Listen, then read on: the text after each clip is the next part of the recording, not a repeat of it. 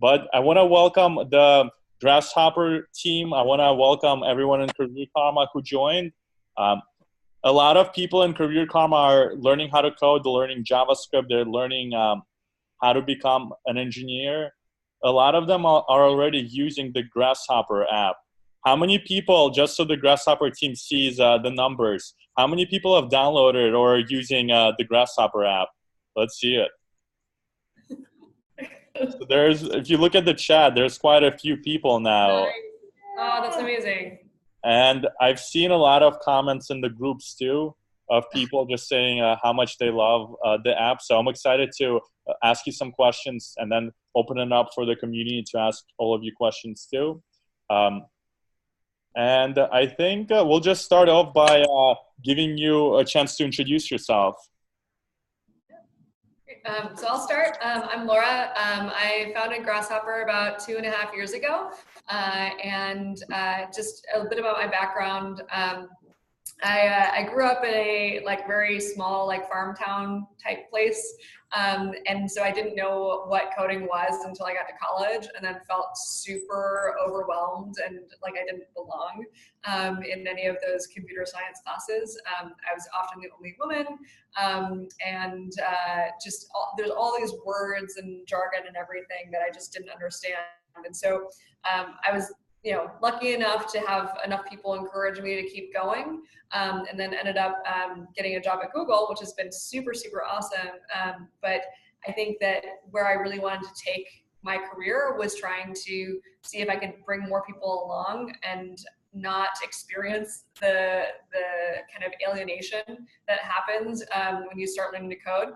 So that's where Grasshopper started, and I've been lucky to have these folks and a team of folks back here to help us realize that vision of getting more and more people interested in coding from the very not knowing anything and then forward. And one last thing I'll just say is that what was I think really interesting about the early stages and where I am now is that I just don't think there's any real reason why people can't code. I think there's been people think it's mystifying or hard or whatever. And it is hard, but it doesn't need to be that hard, if that makes sense.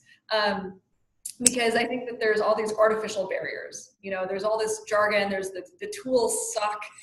There's all these different things that I think are barriers, but there's nothing that keeps, I think, people from learning to code. So I'm just really excited that y'all are going down that path. We're excited to help you along that journey, but it's I just have complete utter confidence that everyone can do it. Awesome, Laura, and a great introduction. I'd love to get to know your team too. Yeah, please do. Hi, I'm Heather. I'm the curriculum manager on Grasshopper. I'm the second oldest tenure on the Grasshopper team. I have a slightly similar but more circuitous stripe than Laura. I started off in a sales role, and I really did enjoy it. So started learning VBA scripting, which I don't know if anyone's tried that before, but it's just Excel scripting. I've really enjoyed that.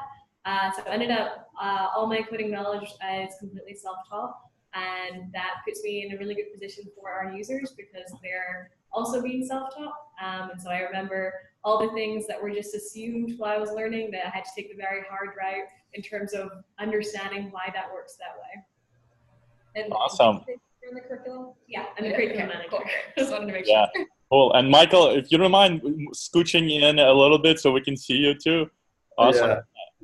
Hey everyone, I'm Michael. I work on marketing for Grasshopper. I'm the exact opposite. I think I'm the newest person on the team as far as tenure goes. And I think kind of the path that I took to get here is I was focused on business and learning about business. And I started my career at Google. And so with that start, I wanted to learn a little bit more about everything that was powering the products that we're creating. So I enrolled in a part-time comp sci course at Stanford online, and I bombed it because it was super hard. And so then I saw a posting for Grasshopper. I started using the app, and I actually learned way more than I did through that class. And so I was super interested in helping the team expand the user base and just reach more people. So excited to talk to you all. Awesome. And I love that you guys are not just sharing what the Grasshopper is, but also giving our community a window into the types of roles that there are on different teams? Because I know we're sharing a lot of like pathways into tech. The primary one for everyone on the call is about learning how to code, but clearly it's not just you don't just need engineering skills. There's other complementary roles on teams that build apps like Grasshopper. And I think a lot of people think of Grasshopper as an app that teaches them JavaScript, but I think, Laura, since you're the founder and CEO, one second, and you're also and you're also at Google, can you explain how the app was formed, and how does the app relate to Google, just so people also get an idea of like how the app was born? Yeah, for sure. So, I mean, the app was kind of a bit of a passion project, to be honest. You know, I kind of talked a little bit about my journey to where I wanted to be, and then about 3 years ago, I ended up in this situation where I was kind of grappling with like, what did I want to do next?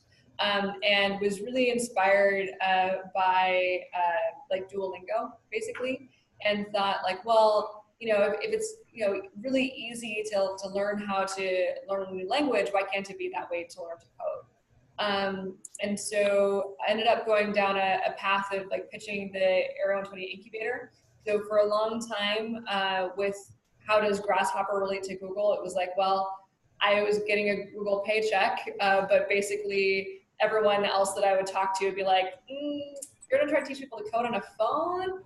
That seems silly, because everyone just has this like whole thing in their mind about how like what does a coder look like, which I think is yes, but it's like, do you have to be in front of a computer? And it's like, no, like you can use your mind, you can solve problems, computing problems in any situation. And I think part of the reason why too that I wanted to put it on mobile was there's some you talk about like who owns a desktop computer, it's actually not very equitable. But if you talk about who owns like a mobile phone, it's like way more people have access and have mobile phones. So that we wanted to reach more and more people through phones. And so I ended up partnering up with a software engineer named Yana, who has been teaching computer science to a variety of different people for 4 or 5 years before she and I started working together. And she had a really unique way of thinking about teaching people to code, where like it should be fun, it should be engaging from the very, very beginning. And so that's where all that puzzle stuff kind of came from. So the French flag is actually one of the lessons that was one of our very first ones, and the one that she would teach, her students for like 4 or 5 years ahead of time. And people really liked it. So we kind of went with this whole puzzle idea. And I know you mentioned that people think of learning JavaScript as where Grasshopper is, and we really think of Grasshopper as not teaching JavaScript. We think about it as teaching you how to code. And so we just happened to do JavaScript because we thought that sometimes picking a language can be really hard. And so we're like, look, it doesn't really matter all that much. The most important thing is like, how does a for loop work? What is an array? Like, what are these? What is a variable? And so we just really focus on those things. That JavaScript and the IDE, the thing that you use to type, is just more of a way to make it easier, so you don't have to worry about those things until you need to. Yeah, that's a great description, and I think I'll let the people in the community ask you more questions about what languages, because as you can imagine, people are starting out, and I think the approach in the first week or two of what approach people take, it's critical, because if people don't have the right approach, they're destined to get stuck. And if they also don't have a community, or they don't have people to help them unstuck, they just think that coding is not for them. And so I've played around with your app a little bit. It definitely feels like a game. What advice do you have for people who are starting out? What is the game plan of, like, if you were giving advice to your nephew or niece who is starting out, what would you tell them to do first? Can we go for that one, Heather? Because you talk to our users all the time. I mean, if they're just starting out, I tell them to download Grasshopper. So, I mean, I think there's a lot of concern, as Laura mentioned, around the language selection, but ultimately that doesn't matter.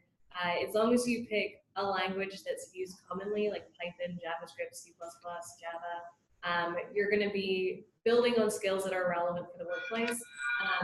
I would recommend not Java or C++ because it's really confusing and that's going to be a pretty high barrier to learning. If you are super motivated and have a lot of you enjoy struggling, then yeah, maybe do the Java, maybe do C++. But if you just want to learn fundamentals of coding, how that interacts and how it works together, JavaScript and Python are probably your two best bets. And really what you need to understand the cores of coding is variables, arrays, if statements, loops, and different functions. And they're all covered in Grasshopper. So yeah, that's generally where I'd say if you're, and I think a lot of people who are just starting out also don't know if coding's for them, right? They don't know if they can even do this. And so Grasshopper is a great way of testing whether you're capable of it and whether you're going to enjoy it or not. Yeah, I think. Just one other thing I would add too is to just not get discouraged. I think a really common pattern with everyone who codes, whether you're at the very beginning or at the, the people on our team who've been professional developers for 10 years, 20 years, like sometimes you'll just look at a problem and you'll be like, I just don't get it. And that's totally fine. Everyone has those moments. I just remember being in like some finals in college and being like, I'm just gonna fail this test, and then going to the bathroom and then like just being there and being like, oh my gosh, I get it now. And like, so, if you get stuck on something, put it down, come back later. We hear that with our users all the time where they'll say like, hey, I tried Grasshopper and I just couldn't get it. And then I went away for like 2 days and I came back. So just like keep at it. It's never you, sometimes it's just that you need to kind of keep, let it bake for a little bit. And that's kind of how you get past it. To add a tiny bit to that very quickly, our best users are the users that fail. Yeah. And so our best users are the users that get it wrong, but keep going. So if you get it wrong, that's your step to success. You're more likely to succeed than a bunch of users who've been getting it right the whole way. The only thing you need to do is keep going. Yeah. I love that. That's great advice. I wanna open it up for the community. So for people who are, one sec. I think there's an echo. Not sure if it's a mark.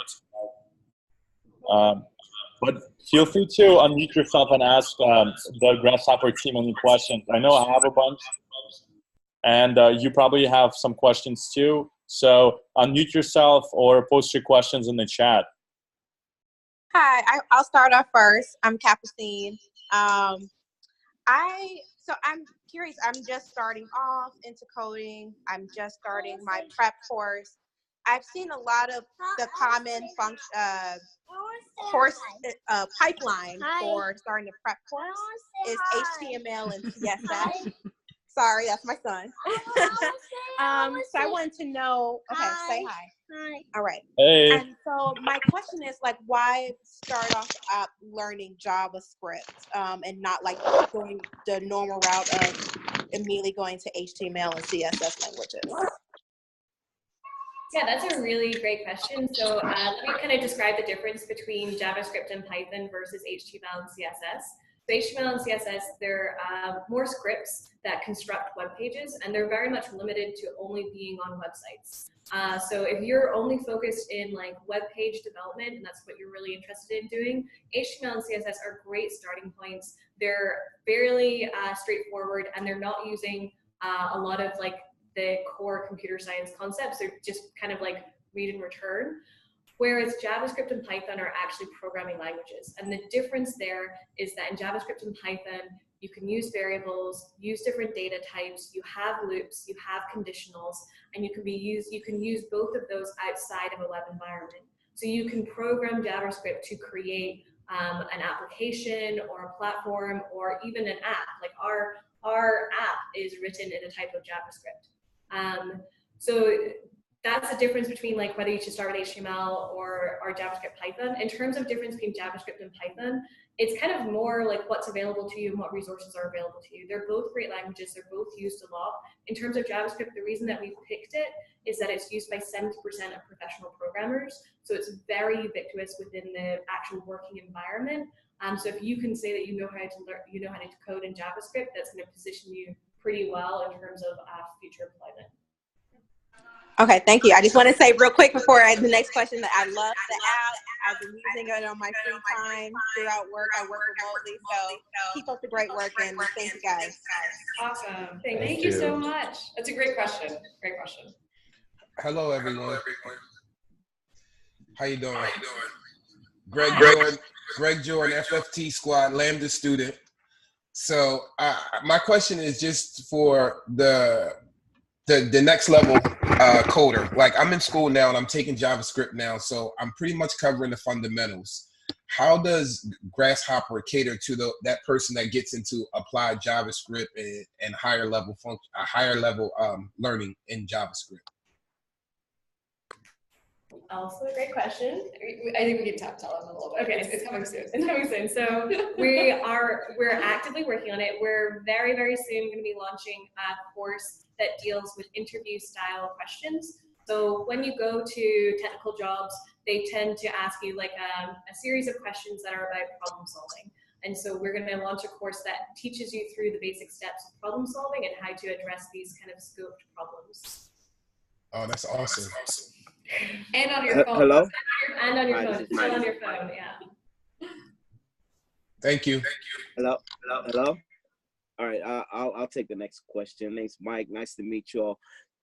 I'm glad y'all came here today to talk about the app and its functionality, but there's one thing that you had touched on where the state that I'm in at this current moment. You touched on how the majority of people don't usually have PCs or laptops or whatever. I have an ancient one from 2014, so I've been doing everything since then, basically on my iPad.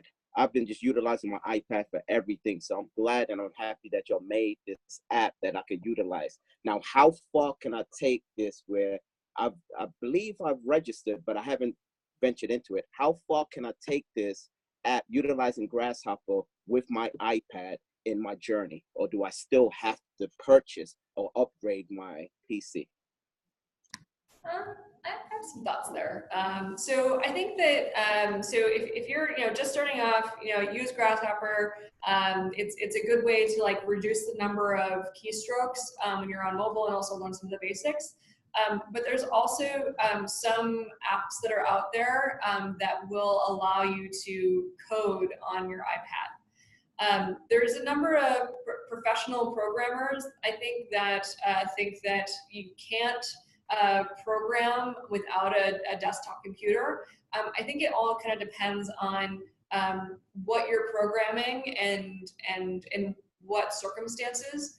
So for instance, at Google, everyone has a laptop computer and they all code on that laptop computer because, or a more big computer, whatever. And they use that because not only is it efficient for having a keyboard, but also there's a bunch of Google security stuff on those devices, right? So you have to use Google hardware to develop Google code. That's Google's decision to make. If you are decide that you want to build like a game app that could then go, be a mobile website or an app, there I think are some apps out there that will help facilitate that. Where you start to struggle a little bit is what we call deployment. So rather than it being just the code, it's about getting it deployed to people. So give it that, how do people start to like access the code and like run your app? And so sometimes the tools there they're better tools on desktop, but I think we're moving more into a space where there are more options available to you on iPad. Yeah, and I wanna add to that. Yeah. When it comes to learning, I think Grasshopper, like you can start doing a lot of stuff on your phone. So if you don't have a laptop, there's no reason why you cannot start learning today. I think eventually you just become, it's like, have you guys ever seen those like guitars that are like small guitars for kids and then there's like bigger guitars for professionals? So think of it the same way. Like if you start going to concerts and performing, you might be able to utilize, like as you master the technology, you might be able to utilize the whole instrument and a lot of notes that are not available to people who are just starting out. And I also want to say that fortunately, Career Karma is now getting laptop donations from companies and even other people in Career Karma. I know there's a few folks on the call today who got either laptop donations from other Career Karma members or people on Twitter. And so in today's day and age, if you decide you want to learn how to code and become a developer, we'll make sure you have a laptop so you can keep going. And start coding on a mobile phone, but we'll make sure you have a laptop so you can keep going forward and you don't get stopped by anything. Great, sounds good. One more question. What are your knowledge on quantum computing? How much do y'all know about it? Sorry, I didn't quite hear it. Quantum computing. Quantum computing. We don't teach it yet in Grasshopper.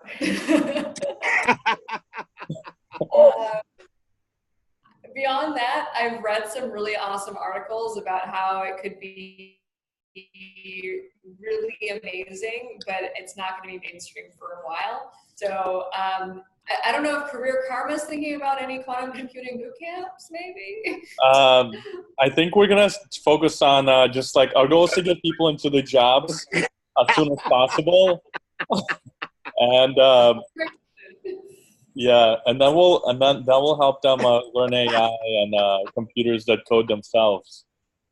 And then the singularity. Yeah. Good question, Michael. Thanks. I think there's a few others. Feel free to just unmute yourself and ask questions. I see a lot of familiar faces on this call. I know a lot of people have questions about the app, how to learn. I have a question.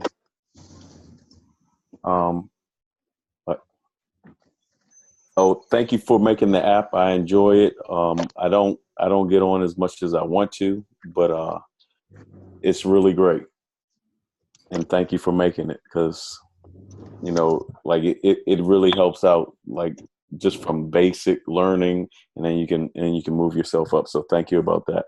My question is, how many people do you employ, and do you have any remote coders on your team? So like how big is the team? Yeah. I think this is treading into territory where my PR person would say we have a handful of people, and I can't get super specific. Okay. Right now, we did try working with some remote folks for a little while.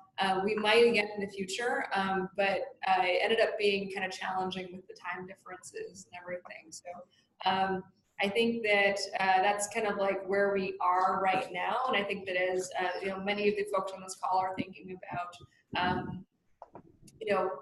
employment, maybe as a remote worker. I think that there is like different sizes of teams that can handle a remote worker. So for us, we're really small right now, and so having a remote person is harder. But like Google as a whole has a bunch of remote workers. There's also a company called Automatic. I'm not sure if you're familiar with them, but they make WordPress, which a lot of sites on the web are made from. And they're, I think, last I checked, like a 500-person organization, and they're all remote. They do not have a physical location. So there's, I think, some companies that do really foster a remote working kind of culture and working style, but for our particular purposes, it hasn't worked just yet. And anecdotally, I think that in this space, a lot of the quote unquote hot companies are starting to say they're doing more remote stuff. For instance, Stripe is a company in the tech space that's been doing very well, and they just announced their next engineering hub is just remote. So they're not putting it on any location. They're just hiring people remote. So I think if you are interested in and thinking about remote work as you move through this process, there are more and more companies who are adding that to their repertoire. Awesome. Thank you so much for giving us as much insight as you can. I know you're I know Google has a lot of policies around that. But yeah, thanks a lot for that insight. Anyone else? Any questions? I have a question. I want to piggyback off of Jay's question. So they're going all remote, but does that include junior developers as well? Because with junior developers versus senior, I know that junior developers tend to have more questions and whatnot and need to be in the office so that the senior developers can assist better. So would that be junior developers remote as well? Okay, take that one. I can actually. So I'd love for you guys to ask the Grasshopper team maybe questions about like the learning process. I think they may not be the most qualified to answer about like the trends in terms of remote work, but I can assure you that it is a hard struggle. Like there's more jobs that are in person, right? Everyone obviously wants to hire people who are more senior, but that's like a wish list that's unfulfilled, and that's why people are not realizing that they need to create pathways for people from non-traditional backgrounds who can do the job. And for every company that doesn't hire someone with a college degree in computer science, there's 100 others that will. And you just need to have the mindset that you only need one company, you only need one job, right? And there's thousands and thousands of companies that are hiring for different positions. And so if your goal is to find a remote job, then you just need to focus solely on remote companies. And that list is going to be in the thousands. And then you just have to go down the list and speak to everyone on that list, and you'll get one of those jobs. So I have a question for the team. I'd like to know, what obstacles did you run into when you were creating, like when you were trying to do one app for Android and iOS? Like, what were some of the major obstacles to make them look the same but on different platforms? That's a great question. Want me to answer it? Go for it. Okay. So we built Grasshopper. I think I saw this on chat. We built Grasshopper using React Native, which is a front-end framework that's, I think it's built by Facebook. And so what it allows us to do is to share, I think it's about 90% of the code base between both Android and iOS. And so what we decided to do was build the app entirely on Android for probably about a year and a half. And we only added iOS, I want to say, was it March of last year? Yeah, February, March. Yeah. And what was nice about it is that we decided to focus just on one thing so that we could kind of iterate and change things and not have to worry about figuring out how things work on both platforms. But I think that I'll mention one, and then if you remember others, I think the notification systems, I think are like very different between iOS and Android. I think some of the build systems as well. But I think what's nice about using something like React Native or Flutter or some of these other front-end frameworks is that you can share most of your code base, and in that way only specific things need to get changed. Do you remember what other things? I think it's sign-in and stuff. Oh yeah, sign-in. But Remember that, yeah. Yeah. The thing that I wanted to mention, just in case some people on the call aren't aware of this, because I wasn't aware of it, iOS apps are built in Swift, Android apps are built in Java, and so what React Native allows us to do is build in a type of JavaScript, and then we don't have to have a developer who specializes in Java, we don't have to have a developer who specializes in Swift. We can have our engineering team write whatever they need to for the app and focus on different elements of the app, and then the React Native framework allows us to separate out and have two iOS and Android apps, and just every now and again we need to have that specialized code, but that's still almost always written in TypeScript, which is a form of JavaScript. Yeah, and Career Karma's app is also written in React Native for folks wondering. And that's another reason why folks who want to start out, a lot of people, they want to learn, let's say they have a passion for building a mobile app.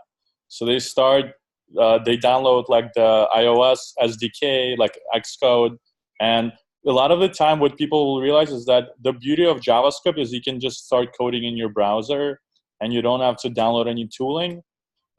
to be able to build like an iOS app or to build an Android app, even if it's just you're trying to deploy Hello World, there's like, you need to spend at least a weekend just setting up your environment.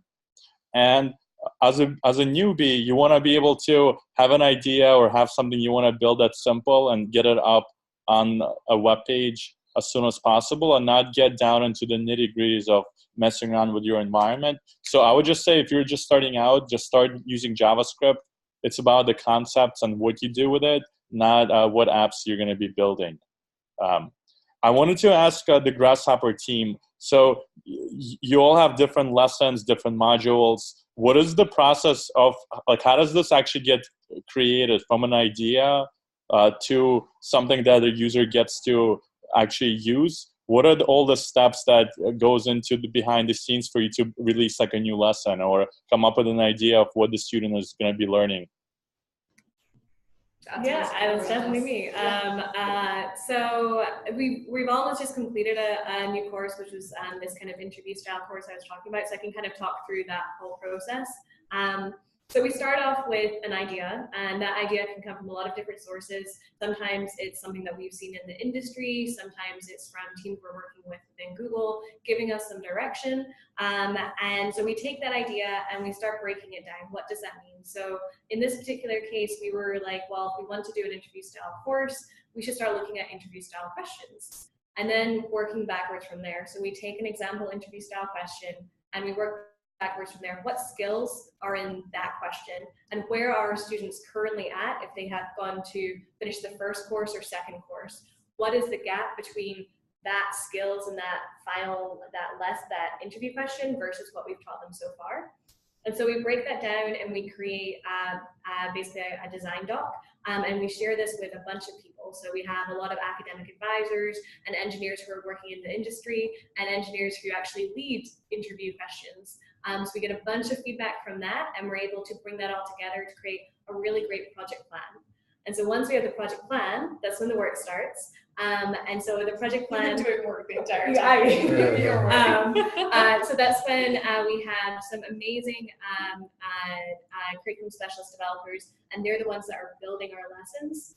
So we have this curriculum plan that they break down and take off the segments. So one person will develop one puzzle, that another person will develop another segment like a quiz or another component, and then we put it all together. And that generally takes around 3 to 4 weeks, depending on the course. And then at that point, we're not over yet, we still have a little bit to go. We will send it out to users, and that's actually still part of our creation process. When we send out new lessons to users, we're collecting all the information about what were the incorrect code runs, how long did it take for someone to complete, how many attempts, and put that back into our lessons and improve them.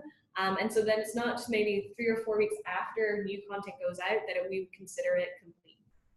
Yeah, I think one thing to highlight there as well is Heather and her team do an absolutely fantastic job of making this stuff easy to digest. I think that the people who are using the Grasshopper app typically are beginners going from zero to trying to learn to code as a complete beginner. And so they make it really easy and convenient for you to be able to just hop in, do 5 minutes, learn one thing, and then be able to go back and forth. We know our users are super busy, so the curriculum team does a great job of making difficult concepts easy to digest. And one other thing I'll just add is that a number of our curriculum specialist folks, they actually came from boot camps. So they're not too far away from where everyone else is on this call. So they know, like, they're not going to fall into the trap of using language and assuming that you know certain things, which is why they're like really, really well tuned to the beginner audience. Yeah.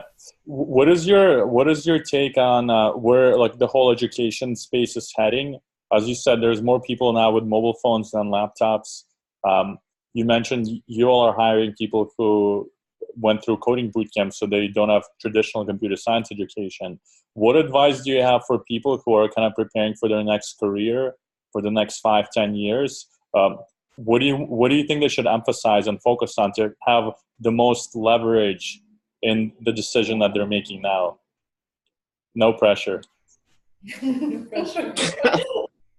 Learn to code. I think that's going to be like one of those things, but preaching to the choir. So I think that it kind of depends. I think a little bit about where do you want to be. There's going to be millions of jobs that open up that use tech skills. And I say tech skills because sometimes that means coding, but it could also mean using spreadsheets. It could also mean, actually Heather's role is, I think, a great example where she wasn't coding 100% of the time, but just used it to help other people in her role to make her job more efficient. And so I think trying to figure out, how to code, I think also how to think about data, I think is going to be increasingly important. So I don't know if you can speak to this from like a marketing perspective, but like a ton of Michael's role is just looking at data and seeing like, well, is this a good return on investment, going and advertising in a particular route.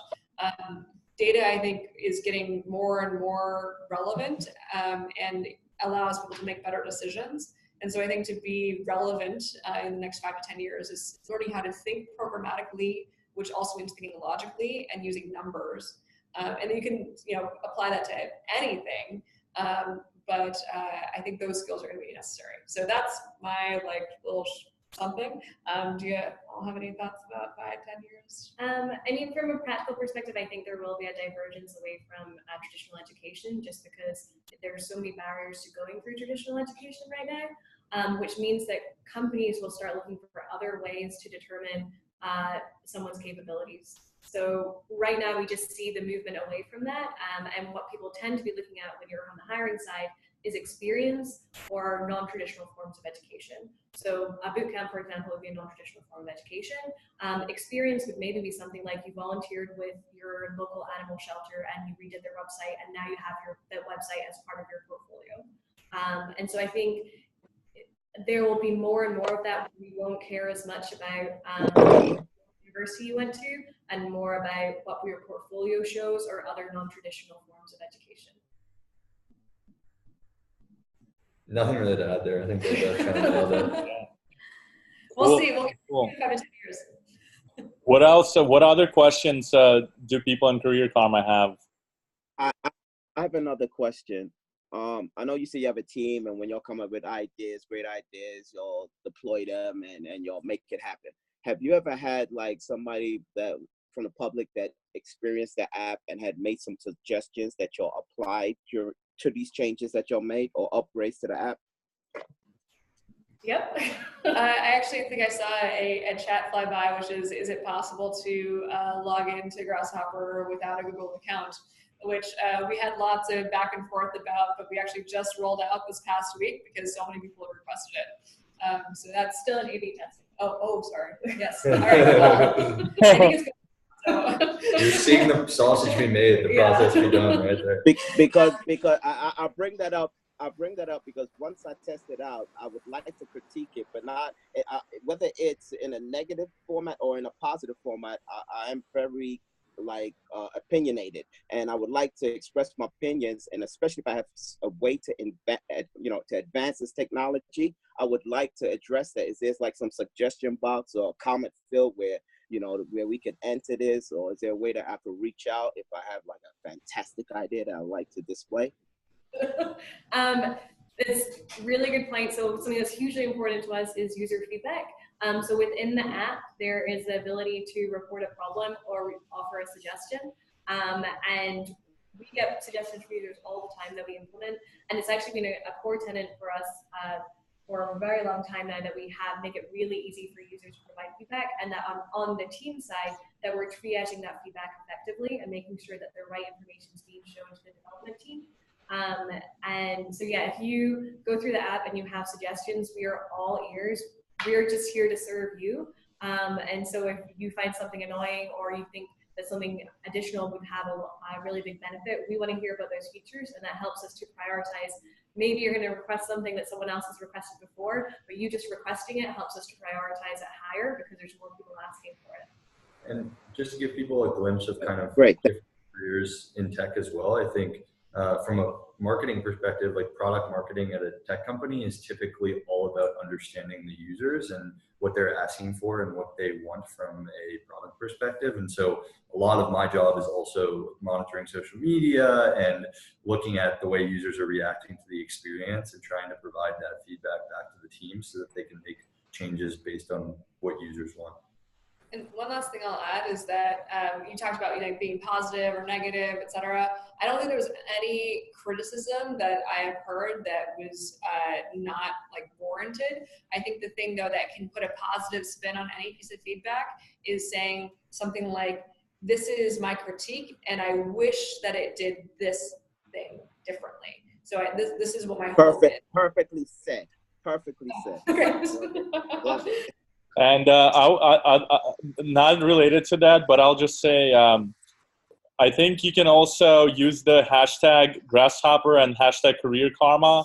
And I'm about to share in the chat. And if you enjoyed this AMA, you can also just share and show some love on social media. So I'm going to share the hashtags and maybe even include which is your favorite module or how long you've been doing how long you've been on Grasshopper. Okay. Tamar, I have a suggestion. These hourly sessions are too short. Okay, we're having a great time with the Grasshopper crew, and it seems like you're about to bounce us off this session. I hope not. I hope you're not going there, but sometimes you say. No, we have about 10 minutes left, but yeah, go ahead, Jolie. I was supposed to be meeting with one of my groups at 8 o'clock, and I don't know if I'm supposed to be meeting. Am I supposed to be meeting in here, or are we meeting in another app? Because my app, Career Karma, is not working right now. Yeah. I don't know why it's not letting me connect to the internet, even though I just downloaded the Grasshopper app and that's working. Yeah, no, that's a great question, Jolie. And I think since we're speaking about learning how to code, we're speaking about building products.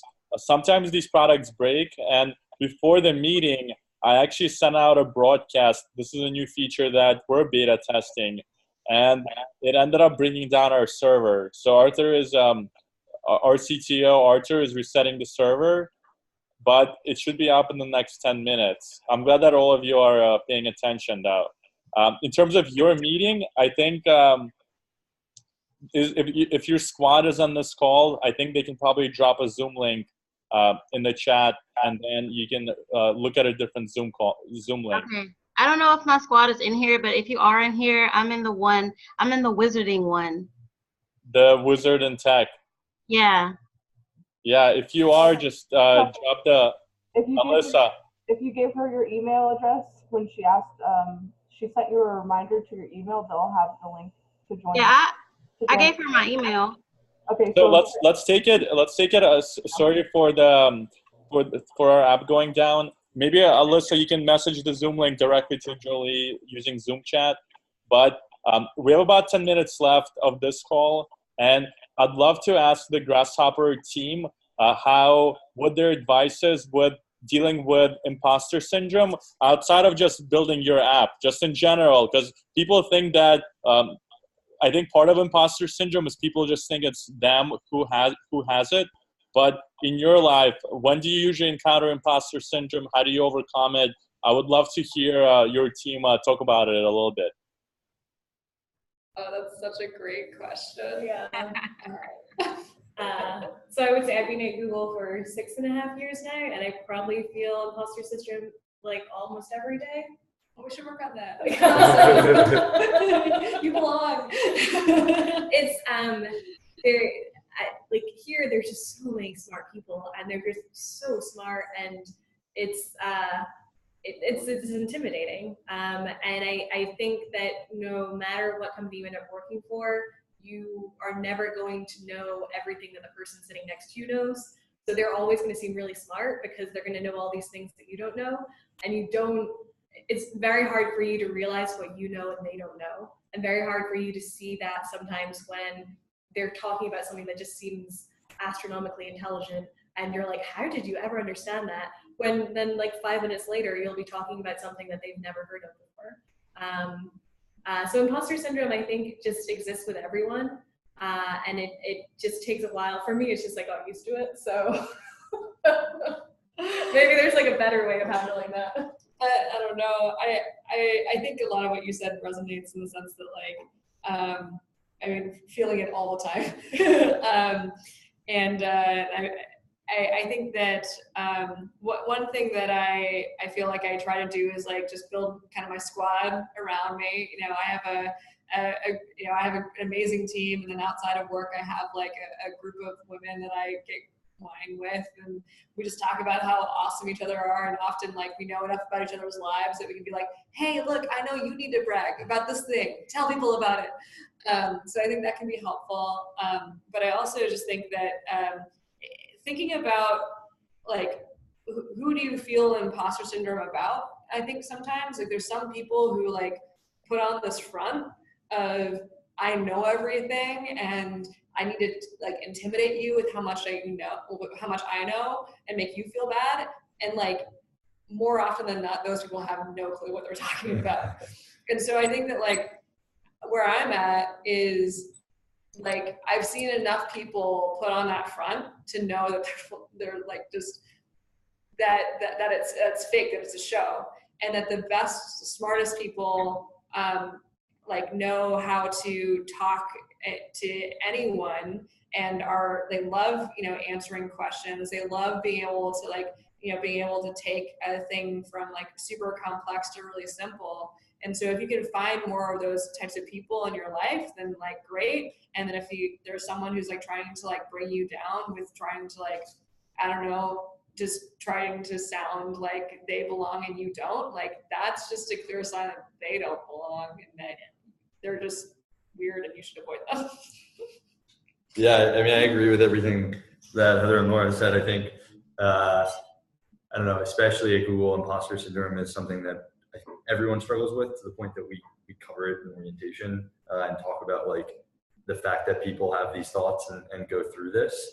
So I definitely go through it every day. I think one way that I try to reframe it to myself is thinking about the fact that a lot of the time you're sort of a product of the people you surround yourself with. And so if you're feeling like, you know, you're not smart enough for these people or whatever, it's just you getting into a different comfort zone and sort of learning more and more from those around you. And so just take the opportunity to talk to the people around you and learn more from them when you're feeling that. You'd be surprised, especially in the tech space, about how much people are willing to help. And just like reaching out and making yourself a little bit vulnerable and asking for help is usually really well received. So if you're feeling that, you know, definitely do something like that. And I feel like Career Karma has a great platform to make those types of connections and talk about that type of stuff. Yeah, and make sure you have that squad. So I think once you start feeling it, just saying it to your peers will make it easier on yourself, but then your peers will drag you back out of that state of feeling that. That's why it's so critical to have the squad, because you're going to be outside your comfort zone, especially if you're career transitioning in a new field, and you might be one of the first people in your like immediate circle who are learning how to code and doing it on their own without going to college. And so now you have like 65 people on this call who has your back, and the whole Career Karma community knows what it's like to be on the outside. So reach out to us. We'll take one more question from Hannah. I think Hannah had a question, and then we'll start wrapping up. So my question, hopefully it's simple, but when you started making the app versus where you are now, how close is it to what you intended for it to be? And how much do you let the user change the identity of what you were intending? I'm hoping that's not too much, but I'm just wondering, like, how much do you give to the user and how much do you really hold on to? Hannah, that is such an incredible question that I think a lot of software engineers and product managers in tech have no idea how to balance. But Laura does. Oh, sure. Yeah. I thought you were going to answer. No, it's all you. I think that when I started Grasshopper, I think what we wanted it to be was something that was like just really simple, streamlined. So we made some decisions at the very beginning. So some of the initial puzzle stuff is still there. Over the course of building it, though, realized different things that didn't work. And whether it's that someone asked for it explicitly, or we just got feedback, or people just weren't using it, then that's where you kind of have to do some self-reflection and be like, hey, well, the idea that I had that I hold dear, I need to throw that out. So we actually had a version of the app a while back that had a really interesting way of kind of helping you go through the curriculum path. It was like just perfectly fitted to how quickly you were learning, and it just turned out that just people didn't connect with it. People thought it was confusing. We thought it was really cool. It was very, very cool idea. Just no one cared. So we ended up throwing all that code out, and then that this kind of snake. We call it the snake. It's more like just the path. It's based off of like inspiration from Two Dots, and we built that where you can just kind of keep going, one step at a time. And that's when we started getting some feedback, being like, oh, we really like this. And I think it's like you just don't want to hold any particular idea too dear when you're building a product for real people, and try to be humble, because you get a lot of feedback, and some of it is really positive. I think we've gotten a lot of positive feedback on this call, and that's great. But we also get a lot of stuff that people aren't happy, whether it's like a quick fix of a bug, or maybe there's something fundamental that just doesn't work. So we've had to, put things out there. We've had to unlaunch them. It's hard, and I think also, coming back to imposter syndrome a little bit too. Sometimes you're looking at it, you're like, oh gosh, should I really be building an app? But we've I think really valued all the feedback that we've gotten from our various different students, and really I think where we're at right now is we're trying to take Grasshopper to the next kind of big thing.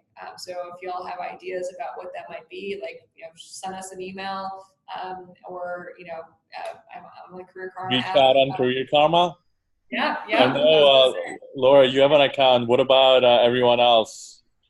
I think you have an account. I have an account too. Yeah. Okay. So just find the team, the Grasshopper team, and you'll have a direct in. Hey, y'all want to start a squad up? What's going on? What's up? Yeah. Are you coming to the draft day on Sundays? So I want to add to that. When it comes to building apps, and this is something that I've also learned from the last year of building Career Karma, it's very different than building like a physical product, like a building. Because once you start building a skyscraper, there's very little you can do by the time you get to floor 50, right? Or floor 80. You're pretty much committed, and there's very little flexibility. With building software, you're always connected to the user, who then tells you if something is working or not. And when you're coming up with a plan, you're just making some assumptions.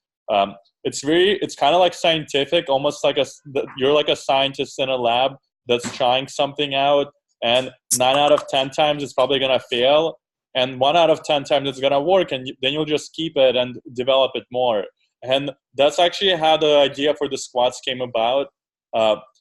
Is FFT on this call still? I know Greg was earlier, but FFT squad, stand up. We here. We around. Hey y'all. Yeah. Before we go, this is Deshaun speaking, by the way. Before we go, I do just want to say that while we were talking, I'm eating Chinese food. That's why you can't see me. But I'm sitting here with my 10-year-old daughter, and she's like so into the app. And she's also like super inspired because, of course, there are females heading it. No offense, brother. We you over there. But she's already, heading into the second lesson in her little Grasshopper tutorials. I do just Awesome. want to throw there, yeah. That's beautiful. And I don't think you can have better promotion than just saying that your daughter is already on lesson 2. So yeah, she has to show. She showed me something because I didn't know what I was doing, and she was like, "Ma, I'm teaching you." That's beautiful. So I think on that note, we're gonna wrap up the AMA. Like I said earlier, the Grasshopper team is in Career Karma, so reach out to them. I shared the link to the Grasshopper app. If you don't already have it, download it too. And then just stay tuned for future things that we'll be doing with Grasshopper. And just, we want to, people in tech have a mission of helping people outside of tech get here. And all of you, once you break into tech, you'll see a million ways you can make this experience easier for people behind you. So this is only the beginning. We can't wait the types of apps that all of you build in a year. And let's break in, everyone. Have a great night. Thank you all. Thank you. Thank you. Bye. Bye. Good night. Thank you guys for coming. Yeah. Good night, everyone. Thanks. Bye. Good night.